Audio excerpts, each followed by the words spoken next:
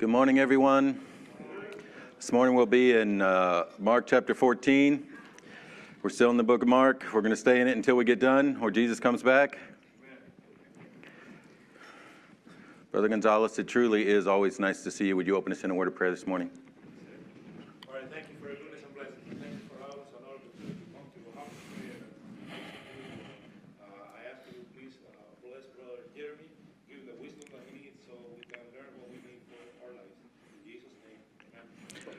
We've come to the 14th chapter of the book of Mark, the longest chapter in the book. It's 72 verses. So, Brother Ivy, we're not going to finish it in one Sunday. Fair. Chapter 12 kind of ends this Inquisition period. Remember, there were questions from the rulers. Jesus answered every question. In fact, he answered it and went above the question that was asked. Then he asked a question.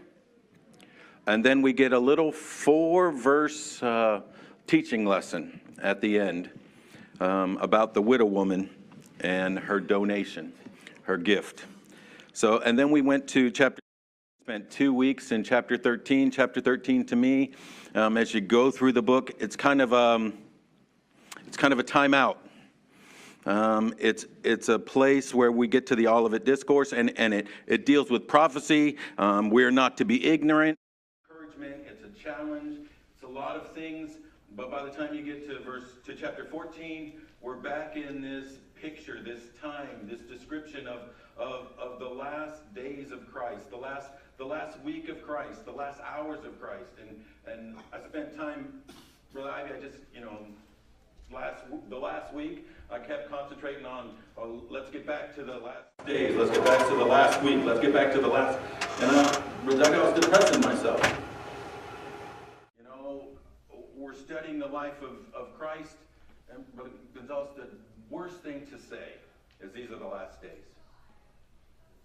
I had to tell myself, these are the last days before the cross. But he's alive. And but Kevin, I had to tell myself that again and again and again. There's a reason we don't like to study this passage.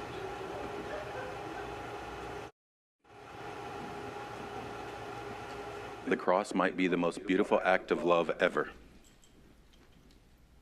Brother Gonzalez, it's not fun to look at. It's not fun to study. We spent 52 weeks in church. If we go back and examine them, there might be 3-4 weeks out of the 52 that have anything to do with the cross. We mention it. We're a cross society. The church is a cross society. But it is not something we like to study. And Brother Kevin, I just kept going at it and going at it and going at it. And I just kept found myself, this is the last days, these are the last hours. We've got to get back to the last. We've got to examine the last. And I just had to stop for a second and say, this is not the last. There's a big reason the prophecy comes first before we get back to this last. It's to encourage us to see there will be a day. Now, all that being said, too, when we take a look at prophecy, it's been said, and I think I heard this first from Joel Preston, but it's been said that if you cut the Bible anywhere, it bleeds. He used to say this all the time, so I tried to look it up. It's accredited to one of two people. I don't know who said it. Either a man by the name of Graham Scroggie, or sometimes it's Martin Luther.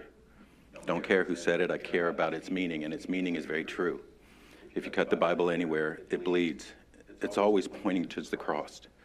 Everything in the Old Testament points towards the cross. It has a prophecy pointing towards the cross, or there's a type that illustrates the cross, or there's a shadow that the light shines on later that points towards the cross. Brother Ivy, usually it's said this way. Everything in the Old Testament points towards the life of Christ. It's usually how we say it. I think that's true, Brother Maddox. Points towards the life of Christ. But this is that, age-old story. He was born to die. The life of Christ is about the cross. He came for the cross. And when we get back to Mark chapter 14, that's what we're doing. We're jumping in this picture of the cross. Oswald Chambers, J. Oswald Chambers. Some of you read his devotions. If you haven't, they're the great little daily devotions. He said it this way: all of heaven is interested in it, referencing the cross. All of hell is terrified of it, talking about the cross. It's only man that ignores it. And it just punched me in the gut. Paul certainly didn't ignore it.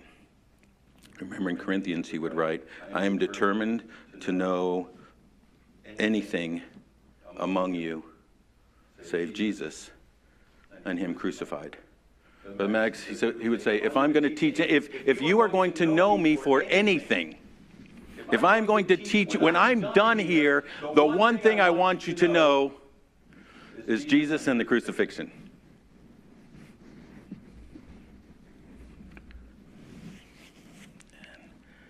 So when we get in here, this is what we're looking at.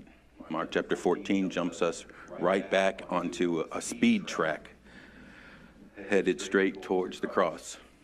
Now, Rob would say all of that because that's where we're going to be for weeks. But when you get to Mark 14, it begins a little bit different. It begins with a sandwich. There are 3 events that take place in the first 11 verses. And Doug, the first one's about hate. It's dark, it's evil, it's ugly.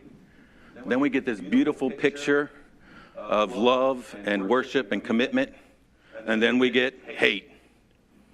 It's dark, it's ugly, it's hateful.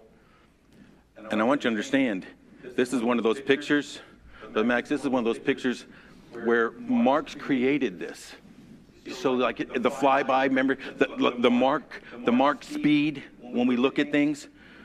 Brother Kevin, the middle thing where we're going to spend all of our time on, this happened before this. This happened 6 days before the Passover. We're going to look, and I'll show you. We'll show you quickly. This happened 6 days before the Passover. We're going to look, and everything that he's talking about in this chapter is 2 days before the Passover. He gives us this picture right in the middle so that we can see this difference. And we'll probably come back and look at that in a couple weeks after we spend some time looking at the events. That being said, I guess we probably should, let's do this. Let me do this before we jump in. John chapter 12, we'll read the first 6 verses. I haven't done this through the entire book. This is a sister passage. We learn some things in this sister passage that aren't seen here, but that's where we'll see this. John chapter 12, verse 1, then Jesus, 6 days before the Passover, came to Bethany, where Lazarus was, which had been dead, whom he raised from the dead. There they made him supper, and Martha served, but Lazarus was one of them that sat at table with him.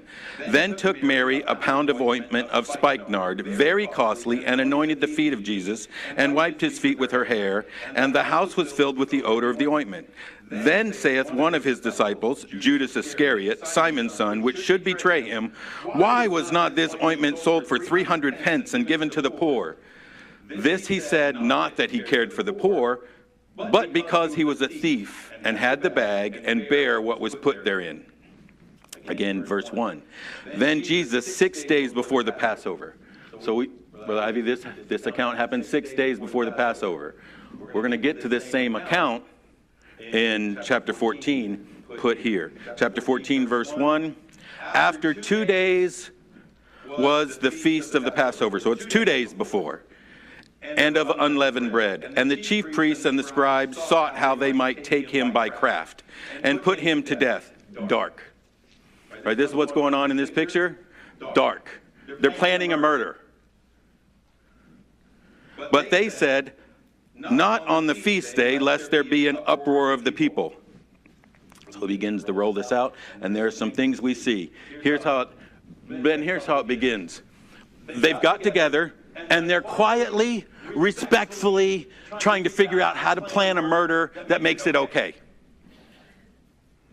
I mean, that's real. We want to find a way to take them. We want to kill them, but we don't want to cause an issue.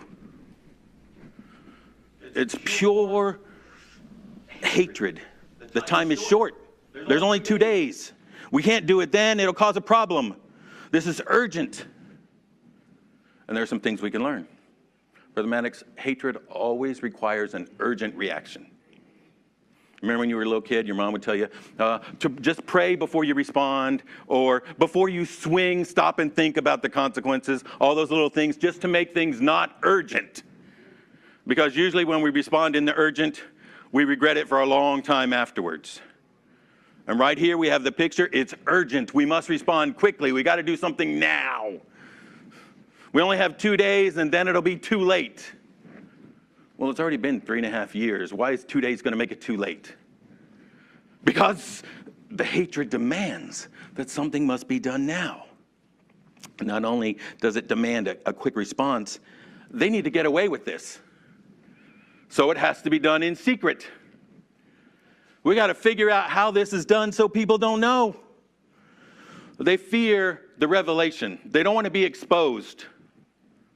They want to prepare the line. Doug, if I was in school and you were the principal and I was going to do something, trust me, long before I did it, you know what I'd be doing? Expecting to get to your office and having my response. I would plan out what I'm going to say and why it's somebody else's fault, and there's nothing you can do to me. Because it's human nature. We want to get away with it. And that's what they're doing. Understand this picture. We got to understand this picture and start to apply it, because then sometimes we'll start to see ourselves in it instead of just those other bad guys. Anger demands that it's urgent. Anger demands that it's done in secret, that they keep it covered up, that they don't get exposed. That's a far cry from being the people who walk in the light. Secret meetings to talk about somebody to get something done, always a problem. Brother Ray, you know those happen in churches. Not this church, but in churches. My dad was in the military. I've been in lots of churches. Their response was violent. And it was planned. They wanted a group of people together. We're going to kill him. We just need to do it the right, calm way that's justified and will make people agree with us. And in our arrogance, we believe we can make that happen. But Max, you know what these people were? Deceived. And we can deceive ourselves into thinking that the evil we're doing is the right thing. And the truth is, why do they want to do all of this? Because they want to protect the scriptures? Because they want to protect? No, because he was a threat to them.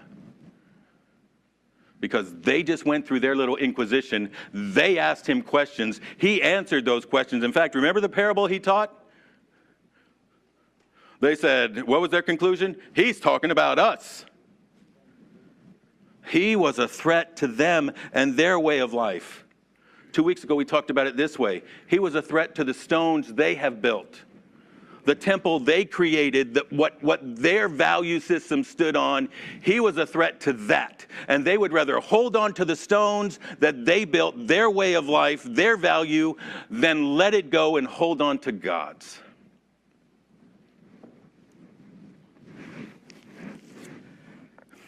So,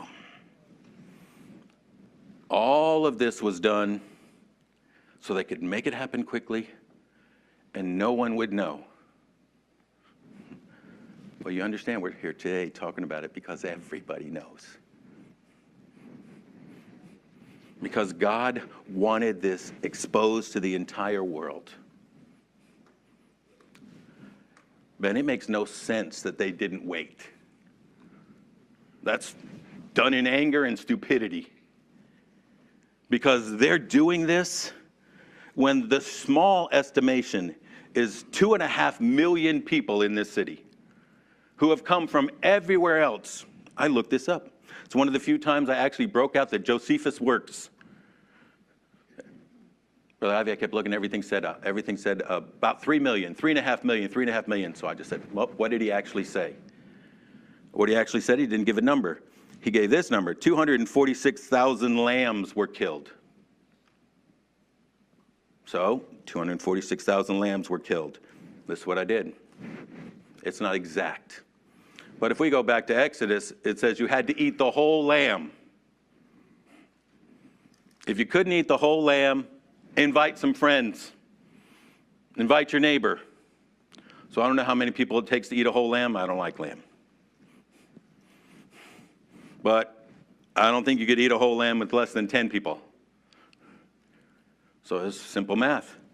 10 people, 246,000 lambs, 2.46 million people in the city. They're getting together to plan this, that it be in secret and nobody knows. Well, Jesus wanted it exposed, God wanted it exposed, and he exposed it. It was done in front of 2.46 million Jews who left and went to their homes with something to talk about. Contrast this evil with verses 3 through 9, a dinner at Simon's house. Now, we read this from the book of John, but here we are. And being in Bethany, in the house of Simon the leper, we can put something right there, by the way. We don't know much about Simon. You can read different commentaries. Everybody kind of grabs. And let me give you some information because, it makes them sound smart. I don't know anything about Simon except for this. He's an ex-leper. Because if he was still a leper, he's not throwing a house party. No, Brother Doug, I don't think it's a far cry to say he's an ex-leper because the Savior healed him. But, and being in Bethany in the house of Simon the leper, as he sat at meat, there came a woman having an alabaster box of ointment of spikenard, very precious. And she brake the box and poured it out on his head. Quite a different response to Jesus than those who want to kill him. This is someone who wants to grab onto his justice system. And there were some that had an indignation within them. This is important too, because if you read John, it just sounds like it was Judas Iscariot. But it wasn't just Judas. It was some. Judas may have been the ringleader. But you know what happens if you're a smart ringleader? People follow you. Read Korah. And there were some that had indignation within themselves and said, why was this waste of the ointment made? What a strong word. Worshiping Jesus was a waste of her time and her life, her effort, her money, her value. That was a waste. Brother Kevin, who's saying this? This is some of the 12. It's a waste. For it might have been sold for more than 300 pence and have been given to the poor. And they murmured. Some and they. This is not just one. That's important. And Jesus said, let her alone. Why trouble ye her? She hath wrought a good work on me. She's done a beautiful thing. For you have the poor with you always, and whatsoever ye will, ye may do to them good. But me ye have not always. She hath done what she could. She is come aforehand to anoint my body to the burying. Verily I say unto you, wheresoever this gospel shall be preached throughout the whole world, this also that she hath done shall be spoken of for memorial of her, which we're doing today. Oh, a couple things. 20 minutes. John tells us that this was Mary. But I just stopped. All right, I have to come over here so Brother Gonzalez can roll his eyes at me. This is what happens when you start to fill in the story. Brother Gonzalez, I can't help myself. I want to know what it's like at that dinner. Think who's at that dinner. There's at least 17 people at that dinner. There's the 12. There's Jesus. There's Martha, Mary, Lazarus. There's Simon the leper. But imagine that dinner. Okay, Simon sits down. And what's he going to do? He's got Jesus in front of him. He's not going to be thankful. He's not going to lift up what he's done. Imagine the conversation. Yeah, I remember when they told me I had leprosy. I remember when it started to get bad. I remember when an eyebrow fell off. I remember when there were 3 fingers gone. I don't even know what happened. I started to lose all feeling. Remember when I kicked the stone? Left half my foot there. That sounds gross. But then he touched me. Brother Maddox, what a dinner. And he's there. You're with the disciples who've seen every work. Imagine being at that dinner. But here's what I thought. While the leper goes on and talks Then while the leper talks, you know who's sitting over in the corner quietly? You think that's something? I was dead. Anybody else in here been in Abraham's bosom? Lazarus had the story that could top all stories. Brother Gonzalez, I know it's not written in there, but I can't help it. I want to know what that's like. Then I thought about this too. Jesus is sitting down and eating. Amen. I love that. Thank you, Lord. You know how many times he eats? Doc, we always see him eating. We see him fellowshipping at the table. You know what we know we get to do with him? We get the fellowship at the table. Preacher, imagine the stories that are going to happen there. I want to hear all those stories. I can't wait to be at that table. There's part of me that says, I hope I have something to join in. Hope I have something to add. I just want to hear. Tell me the works that you have done since creation, and I can marvel at your love for me. I just see him at the table. But then in the mix of this wonderful dinner, a woman comes, and these are three things we're going to look at. She gets scolded, that's the response. And then we hear from Jesus, she hath done what she could. So,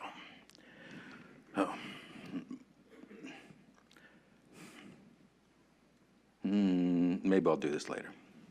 No, let's do this now. You weren't in here because you skip out on me for 2 months every year. But chapter 12 ends with Jesus going over and sitting down in the temple and watching a widow woman give all that she has. And then he teaches this lesson, that she hath done more than all the riches that have been put in there because she gave all. And in the value system of the kingdom, 1 penny, if you only have 1 penny, is more than $10,000 if you have 100,000. But the disciples didn't get it. And as evidence that they didn't get it, here we are, and they still don't get it.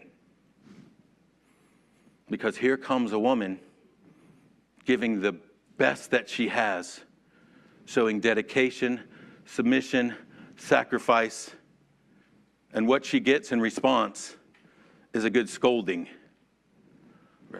Again, I want to get all grouchy at them for being bad. But those are the disciples. And I've been in church a long time. And I've seen lots of times where we look at commitment, and clock's ticking, maybe we'll get here, maybe we won't, so I'll go ahead and say it now. Brother Maddox, there's lots of times we see commitment. You know what that commitment does? It makes mine look bad. And so I kind of demean it. I question it. I second guess it. Every year when the teens come back, it really doesn't matter what sermon they heard or what series it was, Brother Mike starts with, please be careful not to throw cold water on the fire that was started there. Brother Gonzalez, our teens come back and they make our commitment look bad. And here we are at the dinner. She comes forth and she has a container, alabaster flask. It's white soft stone. Sometimes it's carved into plates and bowls, and here something to hold. I think I have an alabaster bowl at the house, I think. Sometimes it's a little yellowish. If it's not carved, it's busted into powder because it's so soft and it's used for plaster. That's what we're talking about. You say, are you trying to be impressive? No, I read that. You can read it too. I'm not trying to sound important. We get to know its content. Its content is an oil. It's an oil that comes from a flower. Again, you can look this up. The flower at this time was only grown over in northern India in the foothills of the Himalayas. And it would come from the flower. Now here's a flask. Over in John it says a pound. This is not a little small flask, it's a big flask. This carried enough oil to anoint an entire body. A whole bunch of little flowers giving just a little bit of oil saved up to be sealed into this alabaster flask. Again, not trying to sound important, just read it, you can read it too. But what it does is it shows us that the cost of this was very expensive. Not very expensive like $1,000. Very expensive like a year's wage. Remember he says you can sell it for 300 pence? Okay, a day's wage, 300 days' wage. They work 6 days a week, 52 weeks. You're only a few days away from an entire year's wage. I don't know what the average wage in America today is. It's probably a little over $40,000. Brother Mark, if there's somebody in here who spent $40,000 on perfume for his wife for Christmas, we probably should talk to him out in the hallway. He needs a good talking to. That's what we're talking. That's the value. That's the cost of what's here. It's crazy. This is not something you go by Macy's on the way to the party, so I have a gift. This is something that's predetermined. It's pre-planned. You're digging through the safe at home so that you have this. It is so expensive, it makes no sense. It's a family heirloom. A single woman would have this probably 2 reasons, the only one I could find. And you have to look because most of the time people only talk about one. They would have it, and the only one they talk about is it would be for her dowry at her wedding. It would be included in the dowry. It would be given. But Mike, it's good to see you. Smart to sneak in when nobody can attack you, but it's good to see you.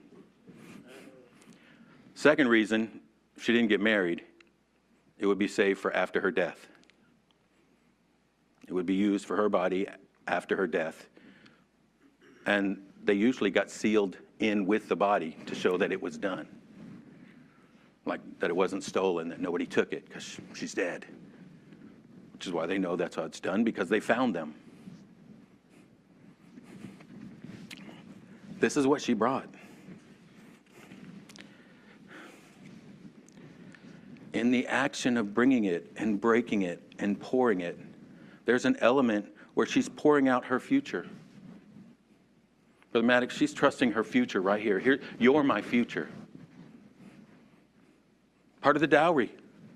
It's part of her security. Think about that. If anything bad happens, I know I can sell this and live for a year. That's a pretty big this. But all of it is sacrifice. Security, future, value system. Value system says this makes no sense. Who would do this? But in her value system, that's not what was important. What's important is to be thankful and to lift up and to worship the one who has done so much for her, the one who is who he is. That is the most important thing. And it not only affected her future, but this affects her present. Because look how she's treated immediately after. She's demeaned. She's looked down on. She's crazy. Why did she do this? This was a dumb thing. And that's not being said over there. Somewhere she is overcome with the thoughts of who he is and what he's done, and she just says, I must do something. Now, Mark put it right here, in the middle of this evil sandwich. So we have to contrast it with the evil, with the darkness.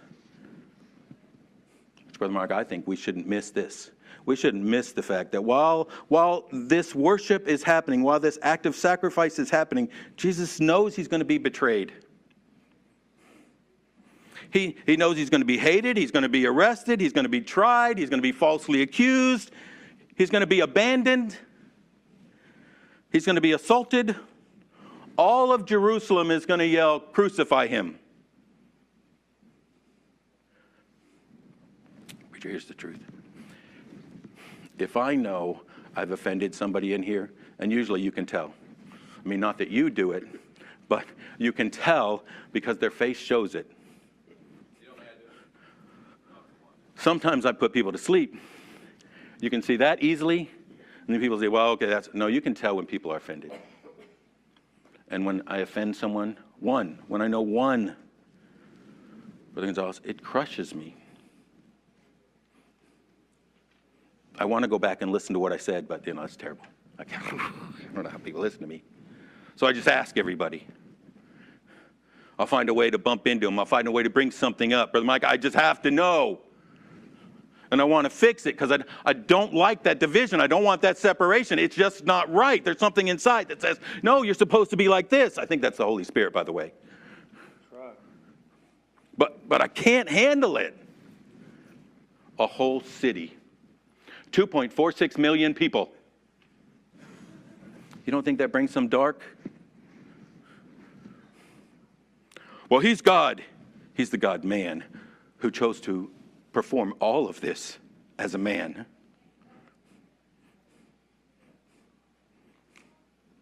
Never one time did he say, I can't do this. I need to pull on this part. Brother Kevin, separation hurts him just like it hurts you and I. Right. Pain, tired, weary, hungry. He was just tempted in all points, yet without sin. But he had to be tempted in all points.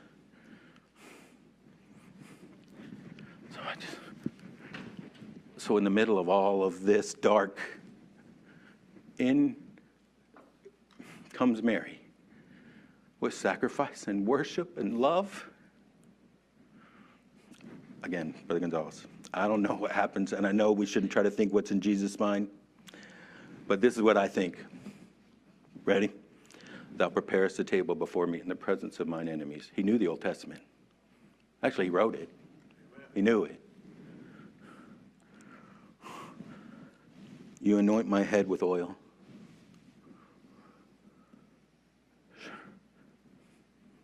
I know what I have to go through, but surely goodness and mercy shall follow me all the days of my life. I will dwell in the house of the Lord forever. But Kevin, I don't know if that's what went through. But that's what went through mine when I read it. Imagine the encouragement because she took the opportunity that was in front of her.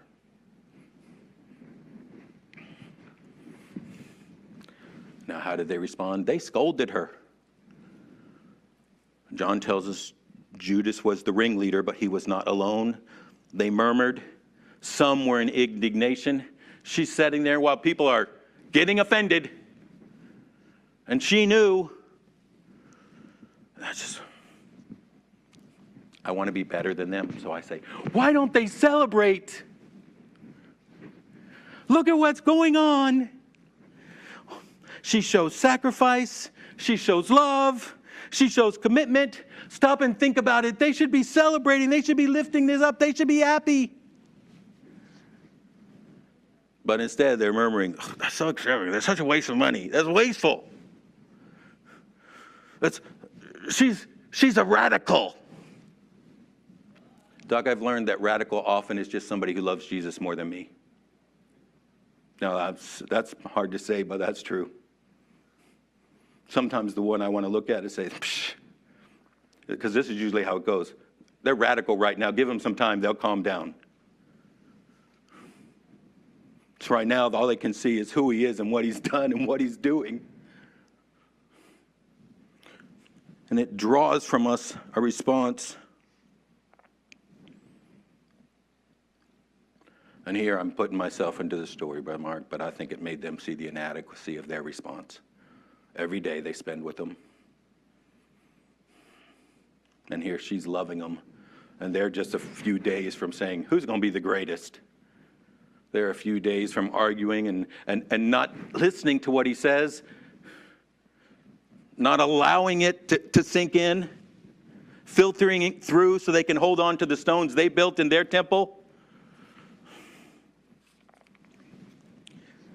Then, somewhere in there, Brother Ivy, somewhere in there it gets, in their murmuring, in their complaining, in their anger, they're really the defense of themselves. Somewhere in there they realize, this doesn't look so good. So, we could have taken care of the poor. This is Judas. John tells us he's a thief. He didn't care anything about the poor. He wanted the money in the bag. The more money's in the bag, he can skim some off and it not stick out. The poor. You know what that's about? That's about even the disciples cared about what they looked like and they wanted to look good. So they start swinging deception. Brother Maddox, if you're not careful, you know what we do inside the church? We want to look good. So we cover up our ugliness with deception. You know, here's the really bad thing. Not only is that affecting us, but we're being watched. We just taught somebody our ugliness was okay. Now, where do you think they're going to go? They're just going to take that ugliness a little bit further.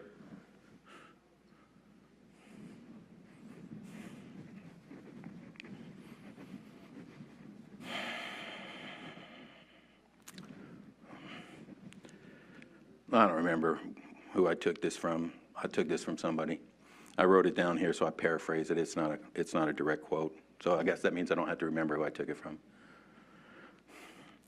This is just criticism and fault finding by narrow-minded Christian fault finders.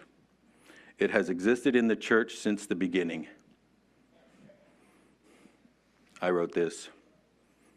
It is just Christians throwing water on the flame of devotion. And we do it in the name of moderation.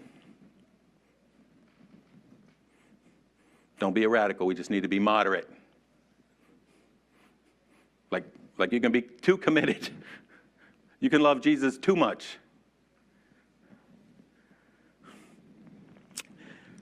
If a person devotes time and money and affection to worldly things, it makes sense. You say, oh, no, that sounds terrible. No. If a person saves up for vacations,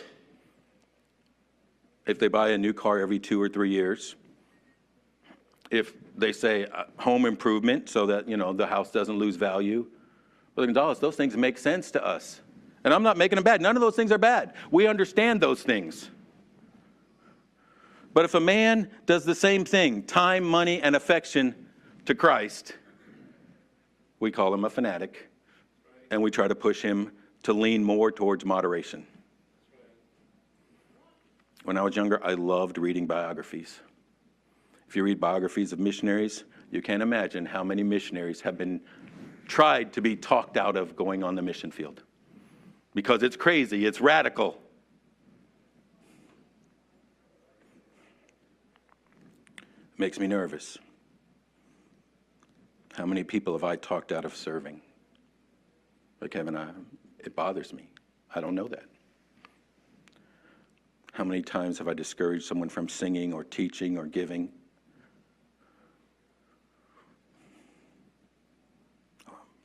I just thought maybe, they're not ready. It's not good.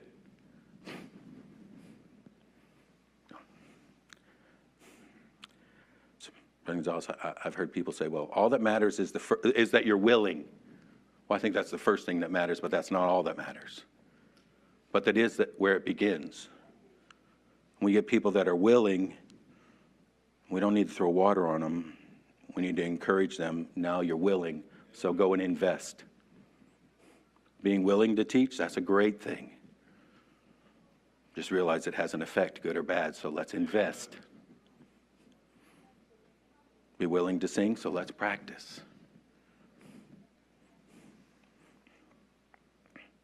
And all of that, I'd say for me, but this just comes from Corinthians. For me, this is what matters. What's the motivation? Because we're supposed to be constrained to do all that we do for the love of God. I don't want to be like the apostles. I don't want to throw water on the parade. I know I have. They were scolded. She scolded them. They scolded her because her gratitude. Her gratitude caused her to give up on her earthly treasures, and they said, what a waste. What we could have done, think about it this way, brother, what we could do with a life if they didn't waste themselves, sacrificing it, giving it to Jesus, and trusting in his value system. What could we do with that life? What a waste. Jesus reminds him it's not a waste. She's done a good thing. We're out of time. So I would just say this. We should question ourselves. In this account, where are we? Are we more like the woman? Are we more like the scolders? I would trust no one in here is like the Pharisees and the rulers.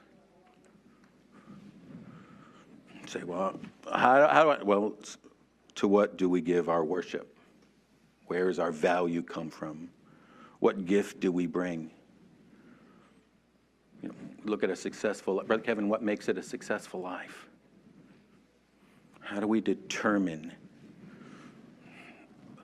where we go, what we do, how we invest the time given us in our life? We read this story, it's what it challenges us to do.